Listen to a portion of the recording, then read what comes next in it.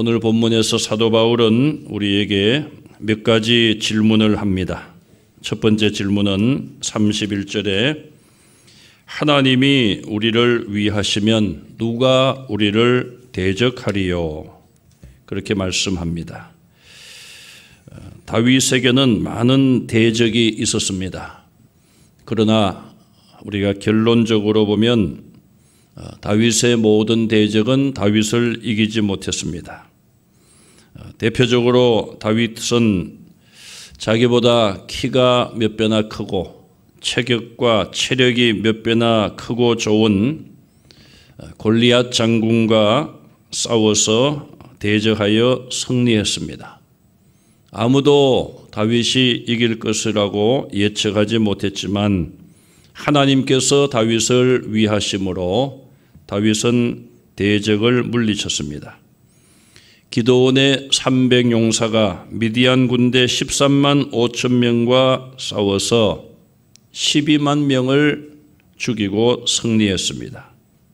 하나님께서 300명이라고 하는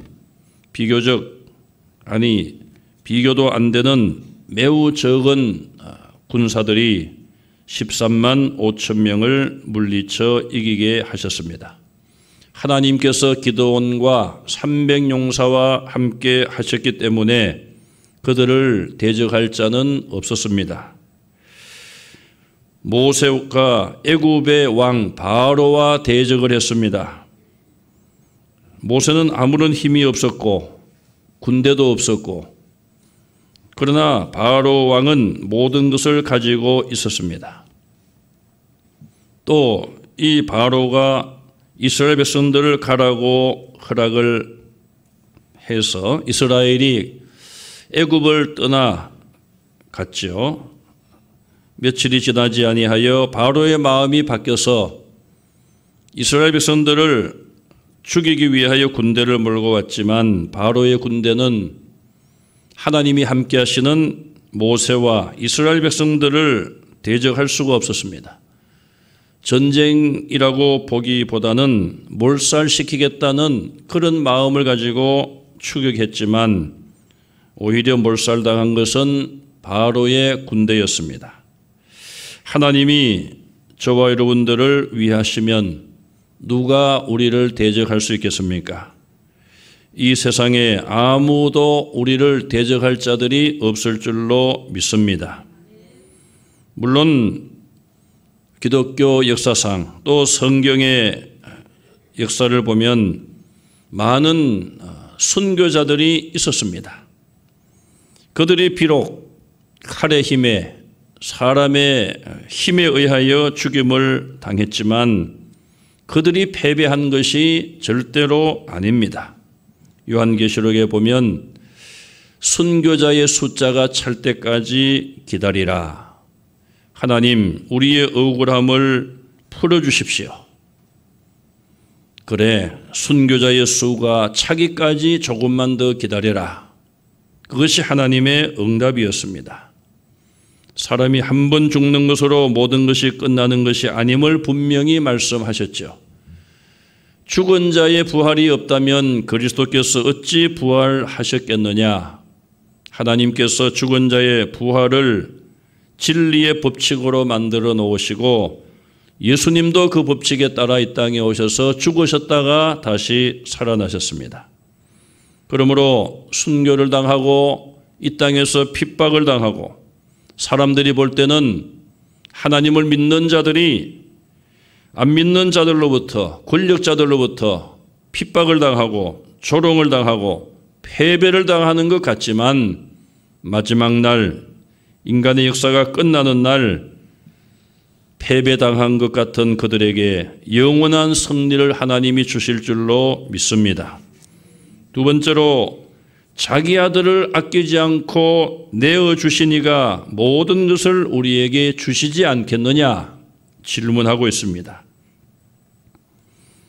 아들을 주신 하나님은 모든 것을 다 주시는 분으로 분명히 말씀하고 있습니다.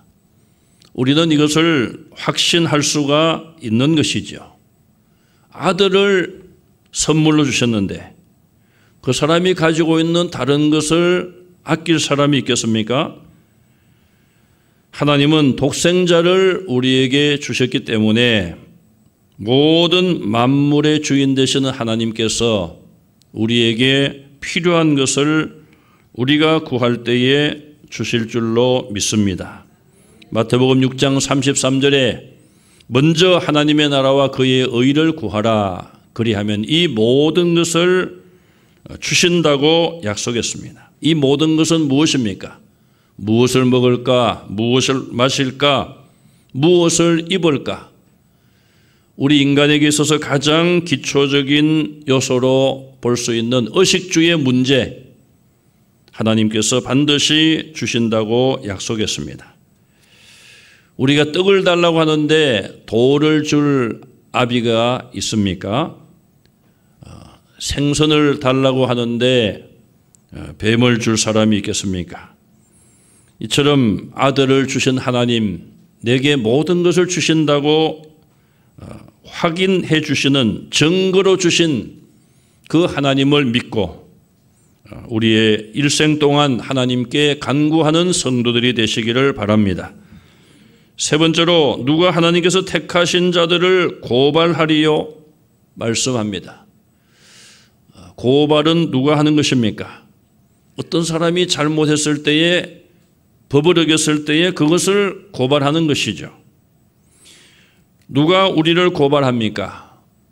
우리 성도들은 세상의 법을 그래도 하나님을 안 믿는 자들보다도 잘 지켜야 되고 또 잘 지키고 있습니다. 그런데 누가 우리를 고발합니까? 사탄이, 마귀가 우리를 고발합니다.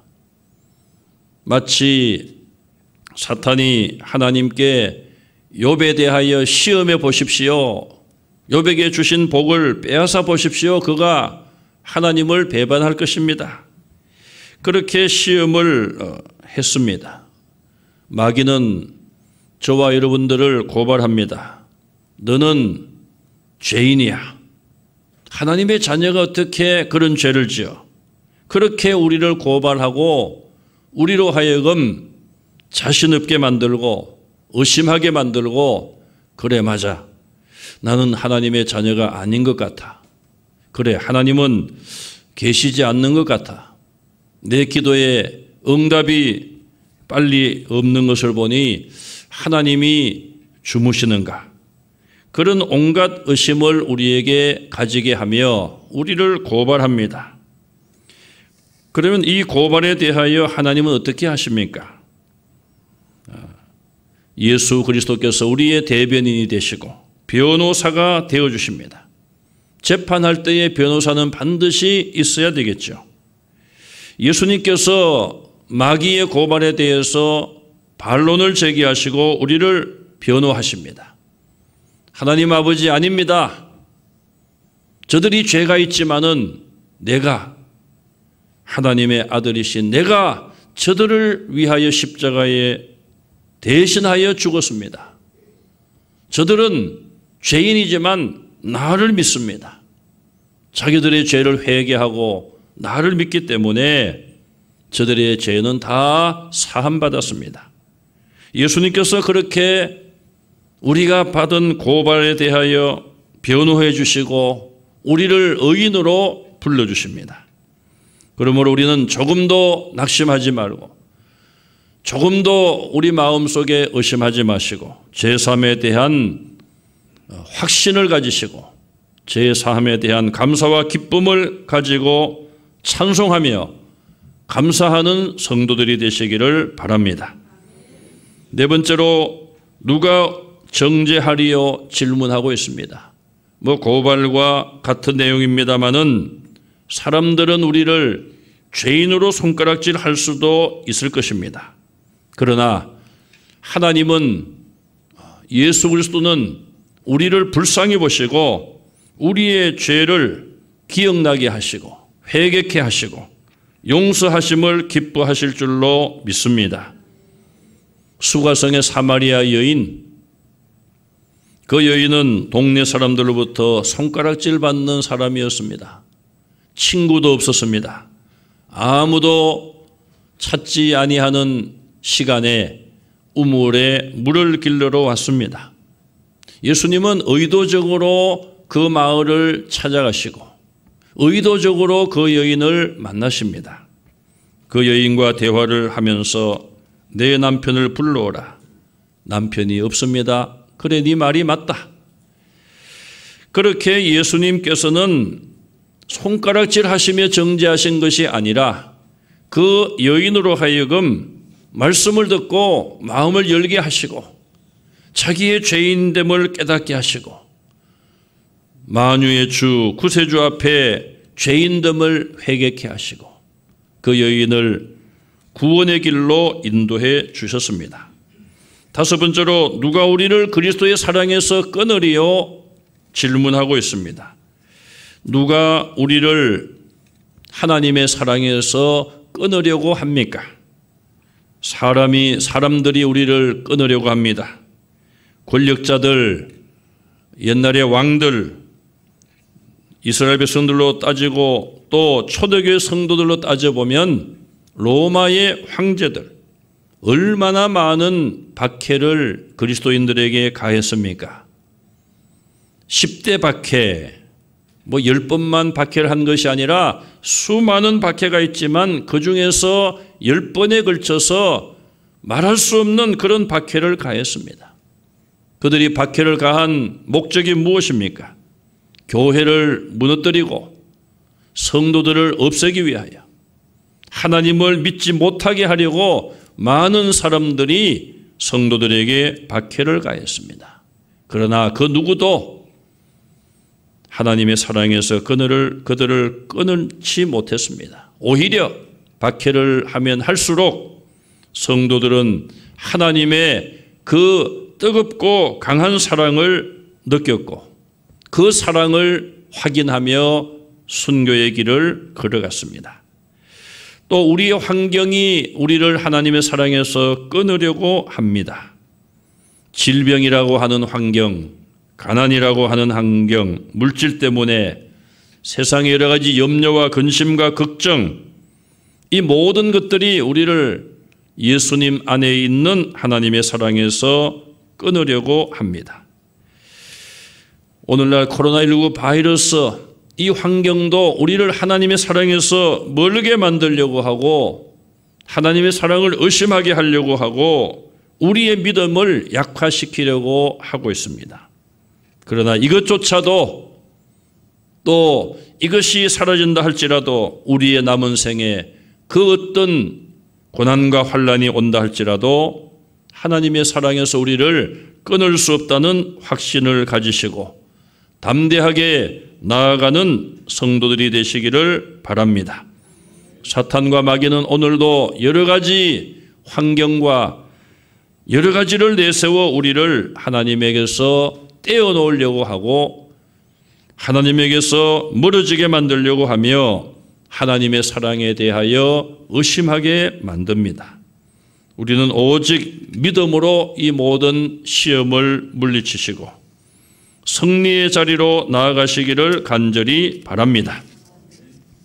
로마서 8장 말씀은 우리에게 그리스도인의 승리를 약속하고 있습니다. 26절 말씀에 올라가서 보시면 성령도 우리의 연약함을 도우시나니 우리는 마땅히 기도할 바를 알지 못하나 오직 성령이 말할 수 없는 탄식으로 우리를 위하여 친히 간구하신다고 말씀하고 있습니다. 때로는 우리가 무엇을 기도해야 될지 모를 때도 있습니다. 누구나도 큰 충격을 받으면은 기도할 힘조차 잃어버릴 때도 있지만 그때도 성령 하나님은 말로 표현할 수 없는 탄식으로 저와 여러분들을 위해서 기도하십니다. 성령 하나님이 우리를 위하여 기도해 주시는데 우리가 기도하지 않을 수 있겠습니까? 성령 하나님이 늘 나를 위해서 간구하신다. 그것도 말할 수 없는 탄식하며 기도하신다. 그것을 꼭 기억하시고 나도 깨어서 기도할 때에 우리를 대적할 자는 없으며 우리를 고발할 자도 없으며 우리를 정죄할 자도 없을 줄로 믿습니다. 또한 두 번째로 32절 말씀처럼 우리에게 모든 것을 주신다고 하나님께서 약속하지 않았습니까? 이것은 인간의 약속이 아니라 하나님의 약속이에요. 하나님께서 책임져 주시고 아들을 주신, 아끼지 않고 주신 하나님이 우리가 구하는 것 주신다. 이렇게까지 약속하고 계십니다. 그러므로 성부 하나님의 이 뜨거운 사랑을 확신하시고 조금도 의심하지 말며 하나님만 바라보고 하나님만 의지하시기를 바랍니다. 세 번째 34절에 보시면은 성자 하나님이신 예수님께서 지금 하나님 보좌 우편에서 우리를 위하여 간구하신다고 말씀하고 있어요. 성령 하나님도 탄식하며 기도하고 계시고 성자 하나님이신 예수님도 우리를 위하여 간구하십니다. 이 사실을, 이 말씀을 꼭 기억하시고 이번 특별 새벽기도회를 통하여 하나님 앞에 간구한 우리의 기도가 응답받을 줄로 믿으시기 바랍니다. 또 우리의 삶 가운데 그동안 우리가 여러 가지 환경 때문에 코로나19 바이러스 때문에 마음껏 기도하지 못하고 또 예배도 우리가 마음껏 참여하지 못했는데 이제는 믿음을 가지고 주님 앞에 나와 예배하며 간구하는 성도들이 되시기를 바랍니다. 참 저는 코로나19의 긴 과정을 겪으면서 감사할 때가 많이 있었습니다. 여러분들은 어떻게 생각하실지 모르겠습니다만은 저는 지금까지 정부의 방침을 어긴 적이 한 번도 없습니다. 다 지켜가면서 힘든 가운데서 버티고 인내하고 여러분과 같은 마음으로 지금까지 지내왔어요. 그리고 감사한 것은 고비가 있었지만은 그때마다 하나님께서 우리에게 숨을 못 쉬게 하시는 것이 아니라 그래도 숨을 쉴 수 있는 그런 틈을 주셨어요. 어저께 제가 문자를 받았습니다. 이제는 교회에서 50%까지 예배 참석할 수 있습니다. 30%에서 50%까지 그렇게 허용을 한다고 문자가 왔어요. 그래서 우리가 옛날에 1단계처럼 이제 좀 옆자리 띄워서 앉으면은 예배 드릴 수 있게 된 거예요. 그리고 소모임과 식사도 금지가 아니라 자제해 달라고. 300명 먹던 거 150명 먹으면 자제하는 것 아닙니까? 그래서 우리는 지금까지 정말 최선을 다해 지키며 지내왔어요. 뭐 소수의 교회들이 정말 극소수의 1%도 안 되는 0.몇 %에 되는 그런 교회들이 지키지도 않고 마스크도 안 쓰고 하라는 대로 하지 않음으로 인하여서 뭐 그런 일들이 이제 있었고 예배가 금지되고 그런 일들이 있어 왔습니다. 참으로 안타까운 일이 아닐 수 없어요. 그래서 우리는 누구보다도 잘 지켜야 되고 또 앞으로도 그렇게 해야 됩니다. 우리가 좀 이렇게 우리에게 허락된 이 자유 100%는 아니지만 한 50%쯤 되는 이 자유와 허용된 범위를 우리가 또 잃어서 되겠습니까? 그래서 저는 참으로 감사했어요. 정말 숨을 못 쉬게 하시는 것이 아니라 그래도 숨을 쉬게 하시고 그래서 우리는 이런 기회를 우리가 다시는 잃어서 안 되고 참 이런 어려운 가운데서도 우리가 믿음을 지켜야 되지 않겠습니까? 지난번에도 말씀을 드린 것 같습니다만은 여론조사를 했는데 우리 크리스찬들에게 30% 정도가 이대로 좋습니다. 뭐 집에서 언제든지 예배 뭐 유튜브 들어가서 언제든지 예배 드리면 되고 이대로 좋습니다. 잠옷을 입고 그냥 뭐 침대에서 예배를 드려도 되고 뭐 우리 눈으로 보지 않았으니까. 그러나 분명히 그런 사람들이 있어요. 있다고 또 하더라고요. 고백을 하더라고요. 참 편하고 좋다고. 여러분, 그것이 참된 예배가 될 수 있겠습니까? 비상시에 어쩔 수 없어서 그런 환경이면 몰라도요. 저는 늘 그런 마음을 가지고 여러분들에게도 그런 말씀을 드려왔어요. 병원에 입원하지 않는 한 우리는 예배를 지켜야 되고, 내가 정말 부득불 병원에 입원해 있으면은 거기서는 그렇게 예배 드릴 수밖에 없지 않습니까? 그러나 그렇지 않는 한은 우리는 예배를 생명처럼 생각해야 되고, 우리의 남은 생에 정말 그런 믿음으로 예배자가 될 수 있도록, 다시는 우리 환경이 이렇게 어려워지지 않고 온전히 회복될 수 있도록 이 새벽에도 믿음으로 기도하시고, 우리 성도들의 기도가 이 코로나19 바이러스, 이 오랫동안 싸워왔지만 아직 물러가지 않고 있지만 오늘 새벽에도 믿음으로 간구하여 이 모든 것들도 물리치고 승리할 수 있는 우리의 기도가 되시기를 주님의 이름으로 축원합니다. 아멘.